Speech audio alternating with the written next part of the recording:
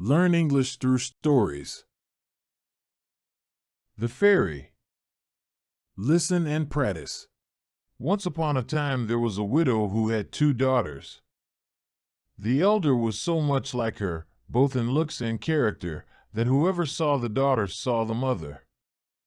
They were both so disagreeable and so proud that there was no living with them.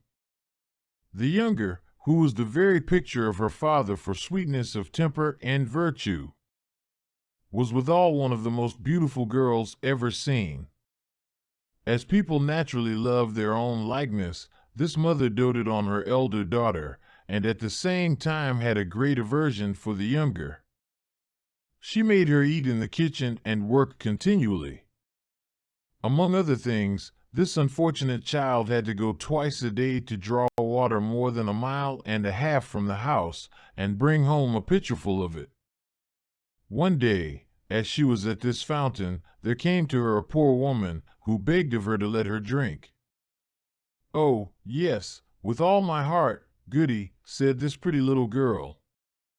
Rinsing the pitcher at once, she took some of the clearest water from the fountain and gave it to her, holding up the pitcher all the while, that she might drink the easier.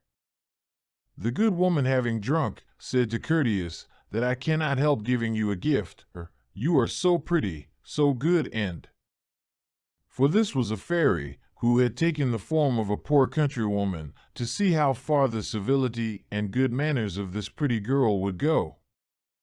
"I will give you for gift," continued the fairy, "that, at every word you speak, there shall come out of your mouth either a flower or a jewel."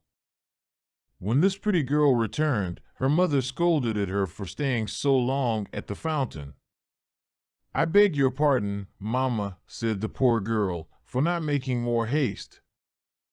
And in speaking these words there came out of her mouth 2 roses, 2 pearls, and 2 large diamonds.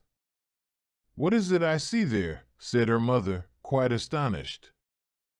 "I think pearls and diamonds come out of the girl's mouth." "How happens this, my child?" This was the first time she had ever called her my child.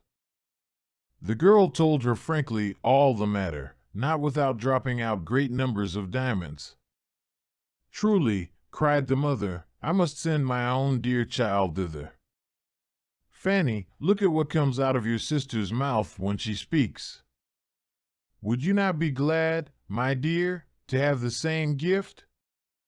You have only to go and draw water out of the fountain, and when a poor woman asks you to let her drink, to give it to her very civilly." "I should like to see myself going to the fountain to draw water," said this ill-bred minx. "I insist you shall go," said the mother, and that instantly she went, but grumbled all the way, taking with her the best silver tankard in the house. She no sooner reached the fountain than she saw coming out of the wood a magnificently dressed lady, who came up to her and asked to drink. "Am I come hither," said the proud, ill-bred girl, "to serve you with water, pray? I suppose this silver tankard was brought purely for your ladyship, was it? However, you may drink out of it, if you have a fancy." "You are scarcely polite," answered the fairy, without anger. "Well, then, since you are so disobliging, I give you for gift that at every word you speak there shall come out of your mouth a snake or a toad." "You are scarcely polite," answered the fairy, without anger. "Well, then, since you are so disobliging, I give you for gift that at every word you speak there shall come out of your mouth a snake or a toad." "Oh, mercy!" cried the mother, "what is it I see? It is her sister who has caused all this, but she shall pay for it," and immediately she ran to beat her. The poor child fled away from her, and went to hide herself in the forest near by. The king's son, who was returning from the chase, met her, and seeing her so beautiful, asked her what she did there alone and why she cried. "Alas, sir, my mother has turned me out of doors." The king's son, who saw 5 or 6 pearls and as many diamonds come out of her mouth, desired her to tell him how that happened. She told him the whole story. The king's son fell in love with her, and, considering that such a gift was worth more than any marriage portion another bride could bring, conducted her to the palace of the king, his father, and there married her. As for her sister, she made herself so much hated that her own mother turned her out of doors.